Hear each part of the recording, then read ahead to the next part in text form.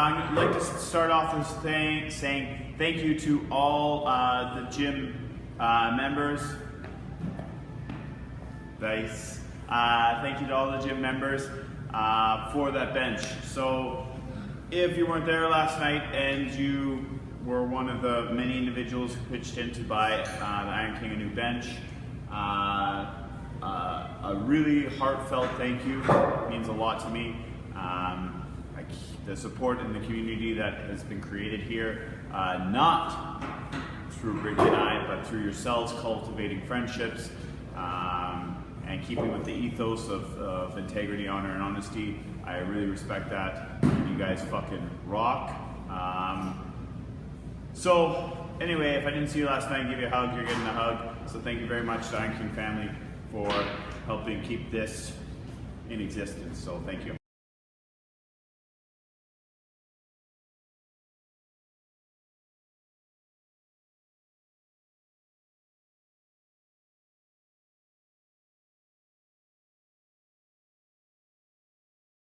Like anybody. Yeah, well, absolutely. You know, me too. You put me in the ring and I'll get my ass kicked. So, like, you know, but now you start getting back. Well, yeah, then it wakes the mind. It's like, I have to think about stuff. Absolutely, yeah. You know, a little pop in the end of the nose and the eyes water up and okay, yeah. And it drops. Well, it's pretty much like since my accident, I have like to be really aware of like a lot of like things I didn't really care about before because like it was natural. What, if you don't mind me asking, what happened? I had a motorcycle accident, right?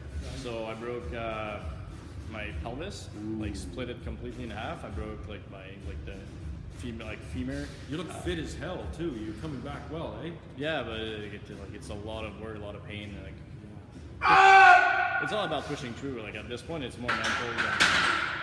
Yeah. So pelvis.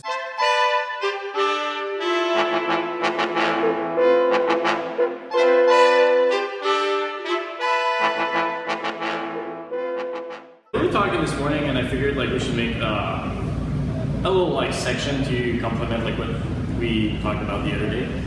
And since my accident that I talked about in like previous interviews, so watch the other videos. There's a lot like when I am recovering, there's a lot of pain. I need to really focus. And maybe you'll hear it like before we did this, I was talking to another person like in the gym, and it made me aware of there's a lot more than just like, you know, bending down, picking up a bar and like getting up and like tightening your core and everything, because now I have to be aware of whatever my body's doing, make sure like I'm straight, like make sure of everything. And especially pain, like pain is kind of like, it can be your friend because if you never experience pain, you're not mentally strong to go through it. Break through obstacles. Yeah, like break through obstacle, right? Like it's like you've been have like a cozy life and you've been like a couch potato all your life, and you start lifting and you're like, oh my god, this hurts.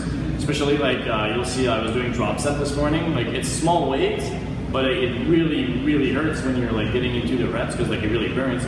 And same thing, like when I've done this with like a lot of people so far, like in the gym, like, you know, like Kevin and Zach, and everybody only comes in and does it once. I've never had, except Margaret, like he did it with me like for like a solid month. And well, it helped me actually. Yeah, it helped me get back because I started with Phil, legitimately 2 plates aside. We both started. We started first day was 4, and we're both like, fuck, first Phil. Yeah. So we dropped to 3, and then we both got up. Phil's up more. But my shoulder injury, and because I pushed through with Phil, and I didn't want to, but I did, it actually repaired my shoulder, believe it or not, and then it helped my form. Anyway, go on. So. Yeah, but it's like exactly like you said, like I do that because I've did that in the past, and I know my body likes it, and that's why I do it. And you know, like everybody has their own take on it. Like powerlifters are gonna be like, why are you doing like 150 reps of bench? Like it doesn't help you. But it's all like how your body reacts, and I know my body really like this, and like people around have like noticed it that I've came a long way in like two and a half months now, like not even, like about 2.5 months. I went from pretty much 0 weight on the bar. Like I think like the first time I benched, I had like 20 pounds on each side, and it was like stupid difficult. because I lost 60 pounds in a month and a half, so my body ate itself. Like I looked like a kid that had cancer. Like, not to like take away from anybody, but like I really looked like I had cancer. I was like skinny, I had like disgust, like my hip bones were showing, like, you know, like really like a disgusting physique, and I was not happy, and that's pretty much like why I started like the gym so early in my recovery, just because I really didn't like what I was seeing anymore. And yeah, like I started like 0 weight on the bar and yeah, push through. But they like to come back to like the pain. Like, yeah, pain can be your allies. Because for me, yes, I have like pain every day and every time I work out, and it's just there. But like, there's like a certain level of pain. And if I would have just been like, oh, I'm hurting and I'm not gonna work out, like that would have like could have been okay. And I mean, like I would have still recovered, but take like longer. But like the way I do it is like I go until like the hurt is like more than just a little physical pain. It's when I can't do anything anymore. It's like I cannot physically lift this anymore because like my body is like shutting down from pain. That is like when I decide like it's enough. If you figure out what I mean, but that is where pain comes in. Like your body will always listen to your body more than you listen to how much like it burns and like pains, right? Just push through. Like if you're like doing squats, especially squats, like squats fucking hurt, like they're shitty and like it's like a fuck. Like I know there's like people out there who really like fucking leg days. I really hate them. Most people hate them because like it's like a stupid pain and you're like, why the fuck do I have to get up? I'm already down. Like I could just like stay here. And yeah, but sometimes it'll be painful, but you're still going up. So what the fuck are you gonna do? You're gonna stop going up? Like no, like just like do that one more rep. Like it's gonna help you. Or like if you have a program that's like 5x5, it's okay too. But I mean, don't stop before your body decides like, no, this is enough, I'm shutting down. Because that is where, like, let your body decide. Like your mind, it's only mental, right? Like your body will know when like it can't function anymore. Yeah. Yeah, that's when you that's when you see people fucking pass out. Like they do like a deadlift, like that means like the body was like, no man, like this is my absolute fucking max. Like you're gonna rep that and like pass the fuck out, like because I gave 110%, and that's exactly what you should do. You should give 110% until like the pain is like, I'm gonna fucking pass out of it. And this is a funny thing because people end that pain too soon. Yeah. Because for example, we did Warren Chin, we did tire flips, rope climbs, sandbag fucking pulls, man maker push-ups, fucking farmer's walks with C6 cans full of sand. We did a 4-hour PT session of those exercises. Then we ran 15 kilometers at a fucking blistering speed. Then the leaders, so I was number 2 in the pack, we sat in flutter kick position until the last man made it. Then we went from flutter kick position back to finishing the run, then finished again with rope climbs, tire flips, and something else. So this was 6 hours of motherfucking work. Well, it was peanut. It was, but none of us nobody fucking passed out. We were dead, but our bodies, so your body's fucking incredible. And Phil's fucking proven, like this is like, if you don't believe me or any other fucking dude that's like pushed through, then fucking believe fucking accidents that our body, if you can be like, listen to the fucking pain, push through the pain, because this fucking machine can go exponentially farther than this fucking machine. Yeah, before, I had an accident before, like I'm not gonna be like, oh no, I've never had anything. Like, it helped me push like through this one just because I had like a lot of experience in pain before, and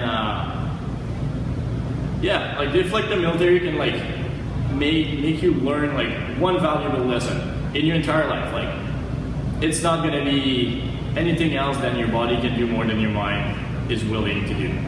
Yeah. And then once you accept, like once you're broken, we should do this. Once you are broken and your mind is like, whatever dude, like just throw shit at me, and when I fucking give out, I give out, right? And this is exactly what like a broken mind will do. It's just like no fucks given. Just be Yeah, like throw whatever you want at me, and I'm not gonna live. I will embrace when I fucking die. Yeah. I will be like, thank fuck. Yeah, exactly, right? And that's it. And yeah. I don't think I have like any more to say on that. It's like your body will take more than like your mind is willing to take. Yeah. Depending how broken you are, how like a lot of factor like obviously comes in, but generally your body will take more than your mind can admit. And yeah, you should. I have like a quote that I really like, and right now I can't remember it by heart because I have like too much thing on. But it's nobody exists on purpose, nobody belongs anywhere, and everybody's gonna die. And it is like the most truthful quote of anything you could ever. I don't like. Maybe some people are gonna be like, oh no, like this. No, like everybody's gonna die. That's like a proven fact. Nobody fucking lives forever. Mm-hmm. Like we didn't discover vampires yet, so yeah, you know. You don't belong anywhere, and it's true. Like there's no spot in life that like mysteriously was like, oh no, like this is created for you. Yeah, like you don't fit in a space. Like you're gonna find something you like, and then like you're gonna make yourself fit in that space. But you weren't born to fit in that box over there. Like nobody was born for that. Like, and nobody's created on purpose. And it's true. Like nobody was like made. Like maybe yeah, some people could be made in the lab, but I've never met any. And not. Yeah, like it's not universal soldier. You were not made to like do one thing. Yeah. You were born and you figure out what the fuck you like, and it's all depending on how you're raised, environment, and culture. A lot to do with culture, and society tells you a lot of like what they want from you and what you and TV bullshit. Yeah, like all that shit. But yeah, I think like once you're broken down enough to. You don't give a fuck anymore about anything. It's when you start realizing that nothing really matters. Make your own place. Don't take yourself seriously. Do whatever the fuck you want that makes you happy. And just push through. Like whatever happens, like when you hit rock bottom, you only have like one place to go and it's up.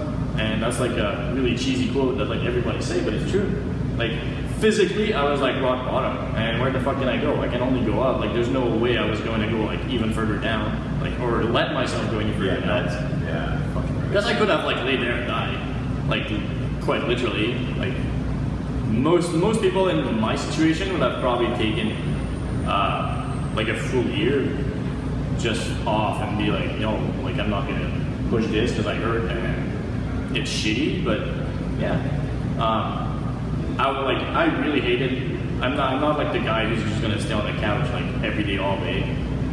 And being there on like a bed for 3 months, no, I was not having it. And I was like, I need to walk. Even like the doctor were like, no, you shouldn't, like, you know. But I pushed through and like I made a good recovery, and I'm still recovering. But it's that like little extra step, like extra spark, like you want, like. Be angry, like hungry. Be hungry, like want something, go after it. And don't fucking just say it. Yeah. I hate that. Don't fucking say I want to walk, and then don't fucking move. Yeah, you know what? I never had a New Year resolution. No. Ever. And people who have like New Year resolution, I think that's like the stupidest thing ever. Why New Year? Why is it like so important? Like no, just fucking like if you think about it, like. Do it then and there. Don't wait like, oh, I'm gonna start dieting in January.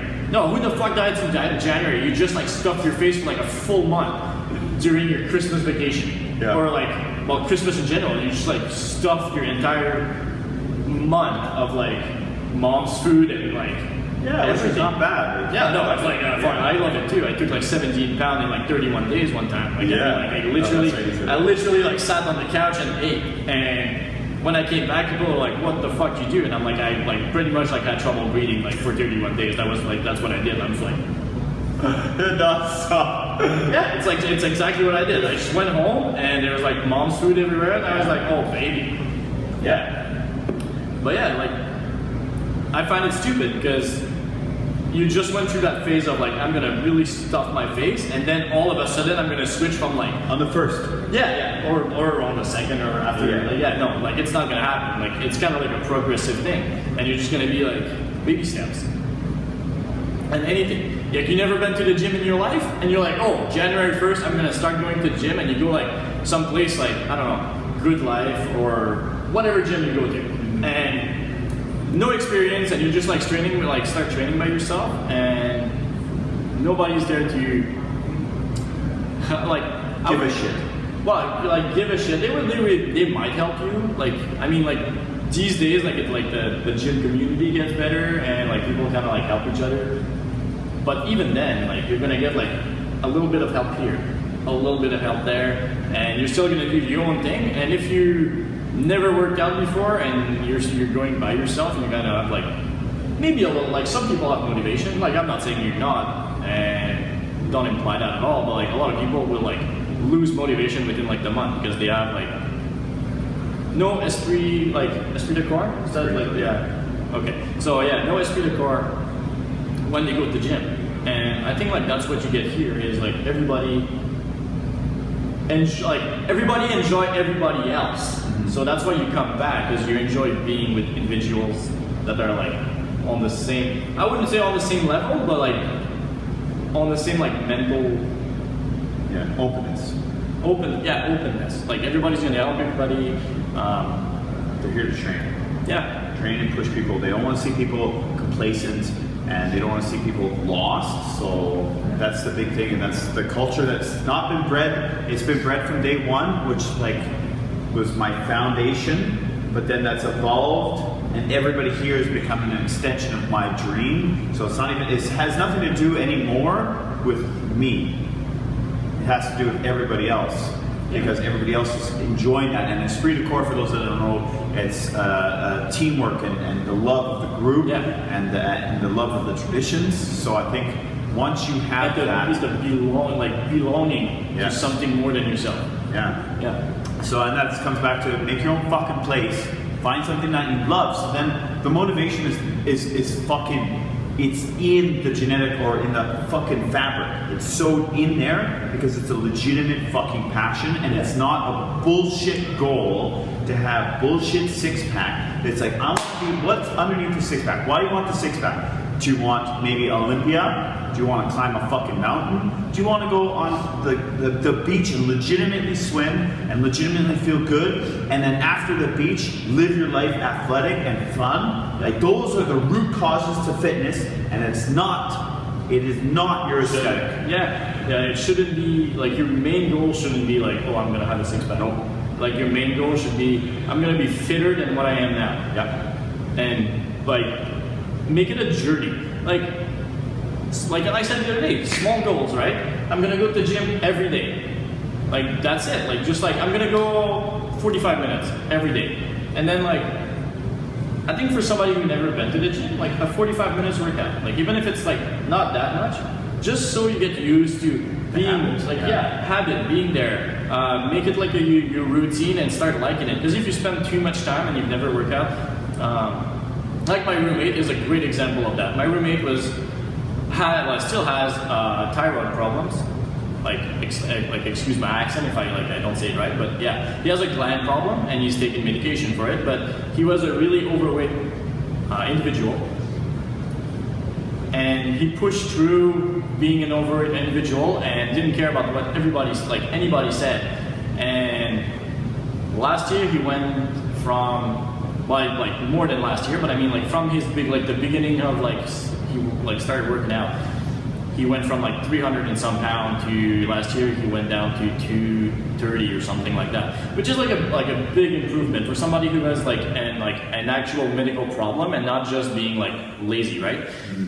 It is a big advancement. But he says all the time I wouldn't go to the gym with you or me and Arthur. I told him countless times, you should come work out with us, and he's like, not yet. And this is his word, because for him he's gonna feel maybe not at his I wouldn't say not at his place, but he doesn't want to be pushed beyond what is sitting.